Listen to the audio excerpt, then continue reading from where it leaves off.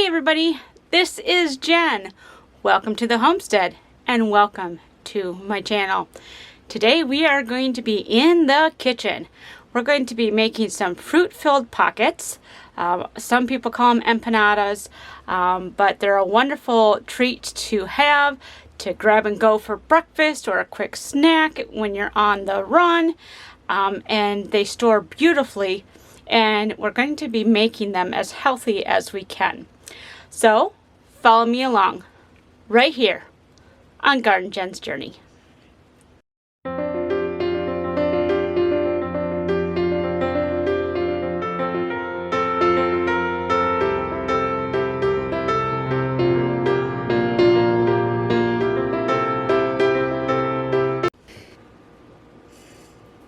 Alright, so first things first is we're going to take our butter and we're going to cut it up into chunks. This is 1.5 sticks of butter, or 3/4 of a cup. Cutting it up like this just makes it easier for the next step. And this is cold butter. I just took it out of the fridge. Very important that it is cold.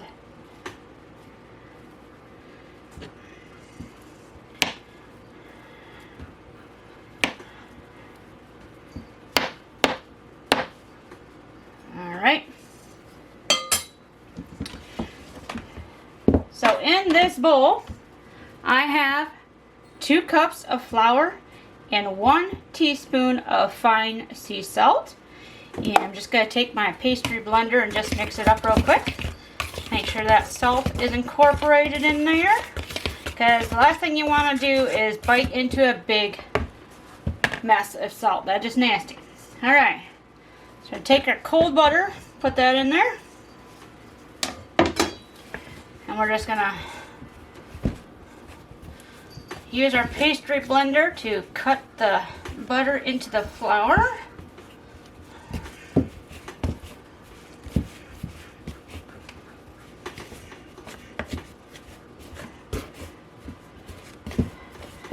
You want it to where the pieces in the flour are about a pea size or smaller. You want to make sure that butter is really incorporated in here.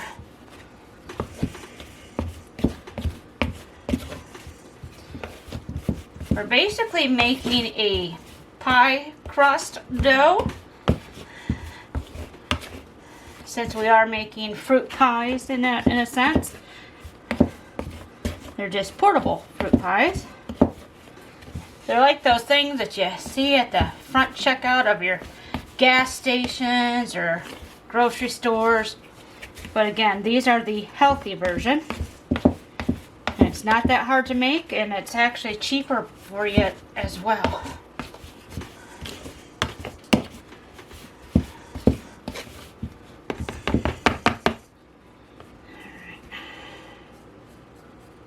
Okay. Almost there.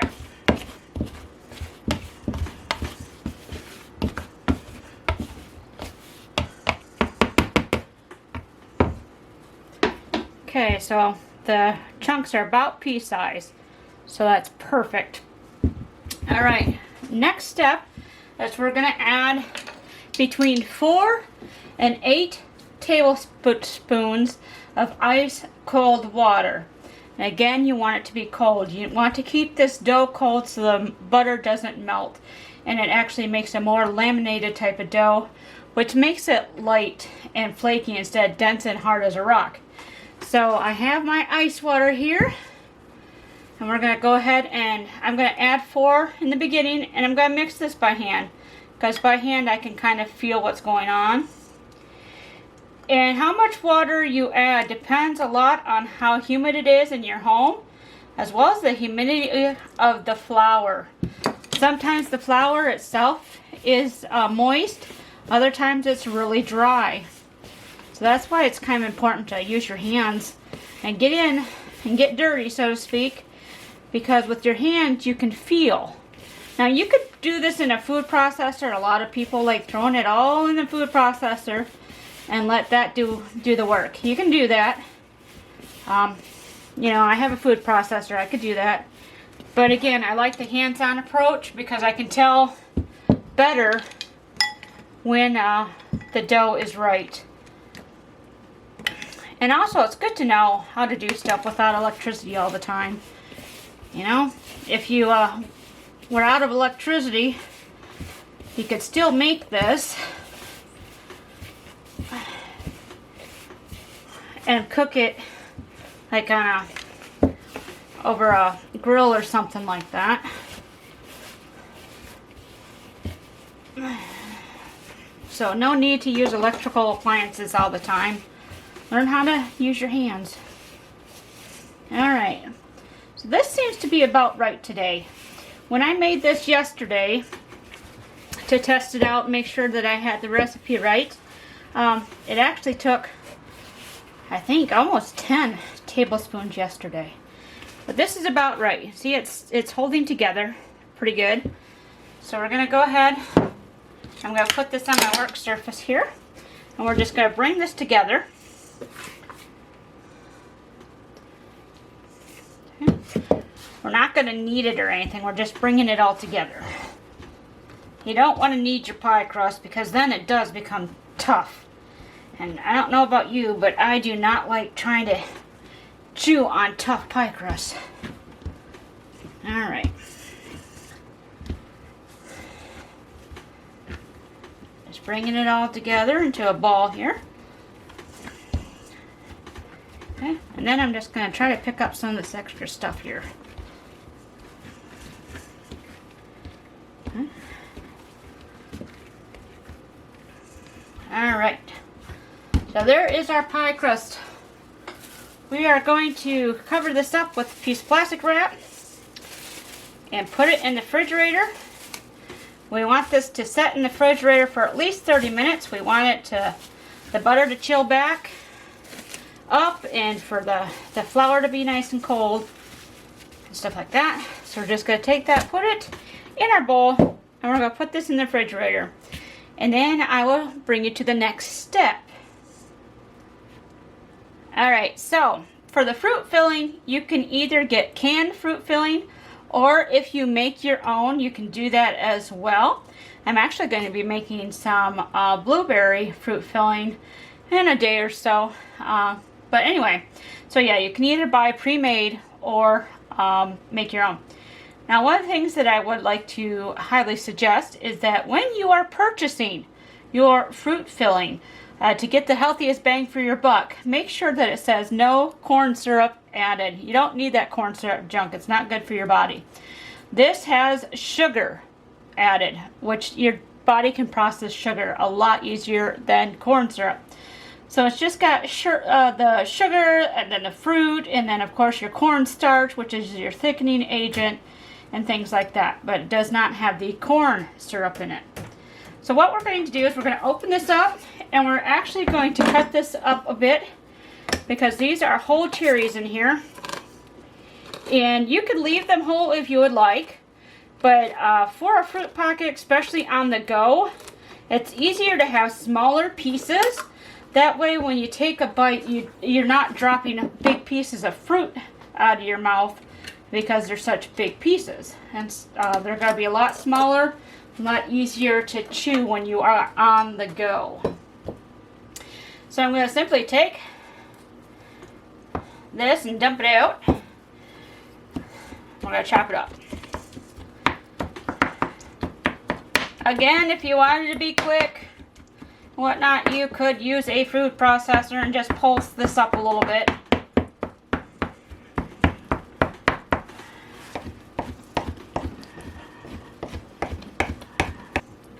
Alright, it's chopped up pretty good.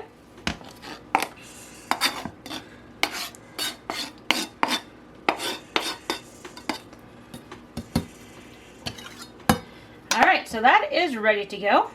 Now I'm going to clean my workstation and show you what's next. So I'm going to show you what I use to make these fruit pockets, these on-the-go pies, as it were. I get what is called pocket presses or empanada presses. They work very well. You can also use them if you want to make ravioli kind of in a pinch, even though these aren't true ravioli presses, and you get a circle instead of your square. But the same kind of concept, if you understand where I'm going with that. But I have a 6-inch, 5-inch, and a 4-inch. These came in a set, and I will make sure to put a link down below where I got these. One of the things that I like about these is when you open it up, it has the circle cutter there. Well, when you put it down on your pie crust, you can cut out the circle that fits the mold here, and then you can fill it and know that it is going to fit. So I really like this one. The 6-inch is great for larger pies like what I'm making today. Good for on-the-go meals, breakfast, or whatever, because of their size. Now, if you want to do something that's kind of more of a snack-ish or whatever, you could do the smaller 5-inch or even the 4-inch for some nice little snacks or desserts, things like that. And you know, again, they work out very well. But today, again, we are using the 6-inch size.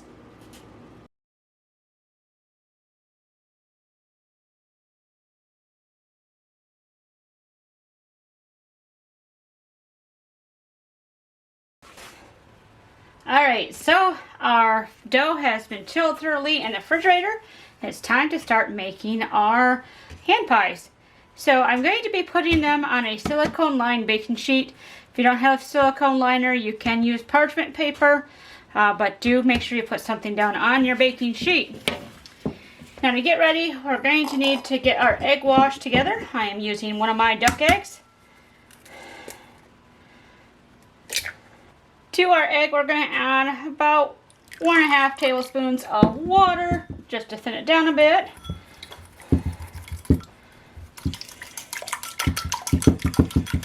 Alright, so I'm going to take my dough, and I'm going to cut it into sections here. We're going to cut it into 4 sections. I find it's easier to work in smaller sections with this than to try to roll the whole thing out. We're going to keep the plastic wrap over that. Then we're just going to roll out our dough. You need a little bit of flour though, so it doesn't stick to my surface here. You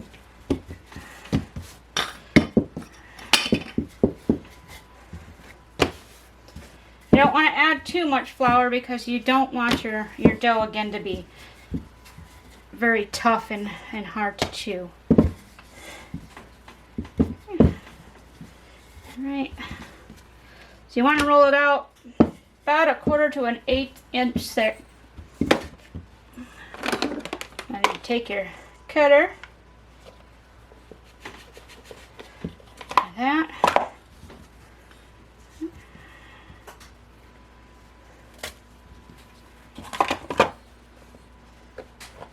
And you can put it on there. It's a little small yet, so we're going to roll it just a little bit. Not much, just a little bit. Okay. Alright. Alright, there we go. Now we're going to add the filling to this. I add about 2 tablespoons of filling. You don't want to add too much or too little, because too much and it just oozes out of the pocket. Too little and your pocket's full of air. So about 2 tablespoons is good. Our stove is, or our oven is preheated to 425. Okay. And now we're simply going to close it up and seal it.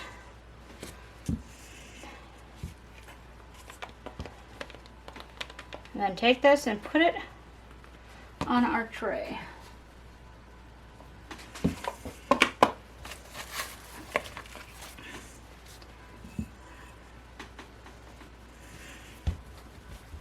Alright, so here is our Hot Pockets almost ready to go. Now I wanted to show you, you know, stuff doesn't always happen perfectly as it's supposed to. You do end up with stuff that just doesn't work out. You can see my last 2 Hot Pockets here. did not seal correctly, and part of it was I had too much filling in this one, but also the dough was starting to get too warm, so it was starting to stick together instead of you know, be workable. So instead of freaking out, we're just going to take our fork and we're going to work the best we can with what we got. And we're going to use our fork to seal the edges. Now, we are going to have a mess here, but it's fine. It's still going to seal doing it this way. I'll move this guy. Okay. So you just work with the madness.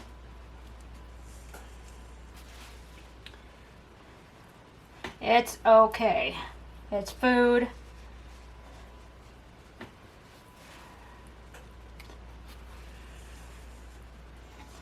Okay. Alright, so that should seal those alright. We're just going to go ahead and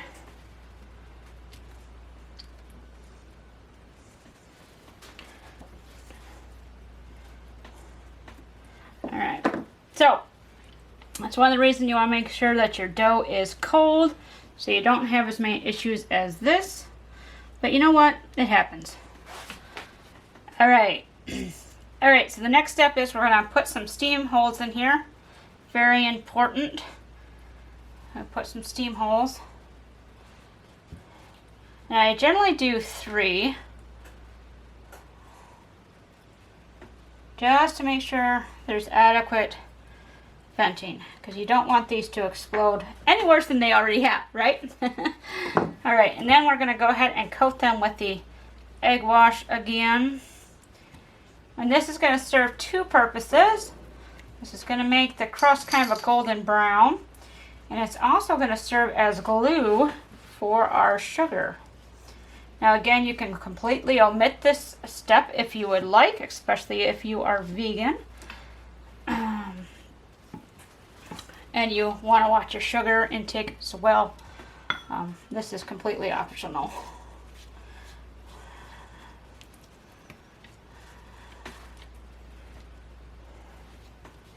I would not use water in this step because any additional water on the dough might make it kind of tough. So, alright, and then I'm just going to take some sugar. This is raw cane sugar. Turbinado sugar will work pretty good too. And just sprinkle the top. Gives it a little bit of extra crunch and a little bit of extra color. But again, it's completely optional. Alright, so I'm going to stick these in the oven for about 20 minutes or so at 425. Definitely want to keep an eye on them at about the 16-minute mark, because your oven might be different and they might be done at 16 minutes, or it might take till 25. Alright, so these came out of the oven. You can see my back two still, even though we tried crimping them, they did it ooze out a little bit, but that's fine. We will just eat those right away, so to speak. But the other ones are looking pretty good. What I'm going to do is take these carefully off the baking tray so they can cool down better.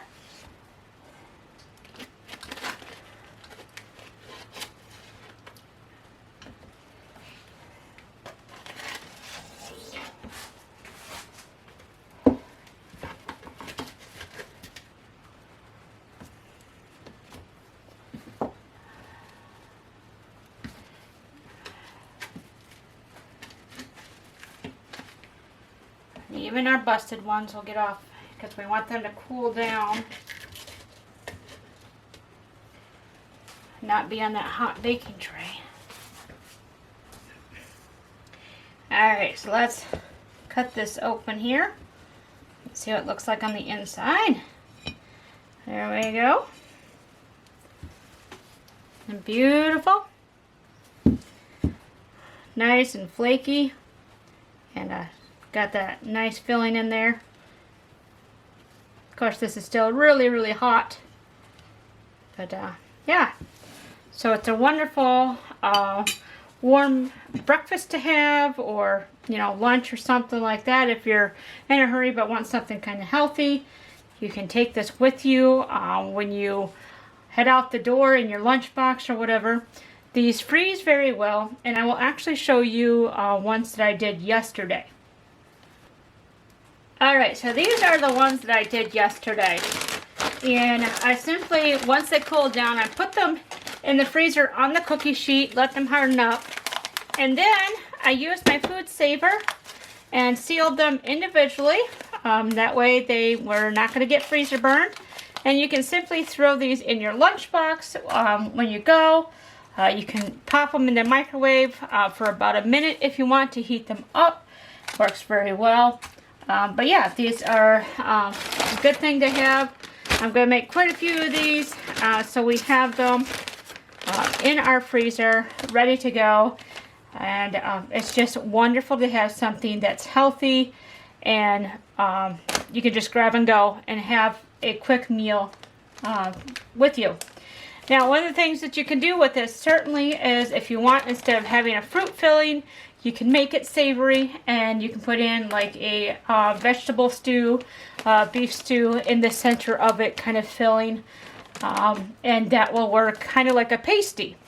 And I might do a video on that coming up. So I hope you enjoyed watching this video today and all of the little bloopers that happen in real life cooking. I'm definitely not a professional baker, but this is just what I do on my homestead. So thank you for being with me today on this journey. Please give the video a thumbs up if you found it helpful. Share it with your friends who might want to know how to make something really simple that can be a grab and go item. And if you haven't already subscribed, please click the subscribe button. Love to have you along as we go throughout this homesteading journey. Until next time, everybody, I hope wherever you are, you're wonderfully blessed. Bye-bye.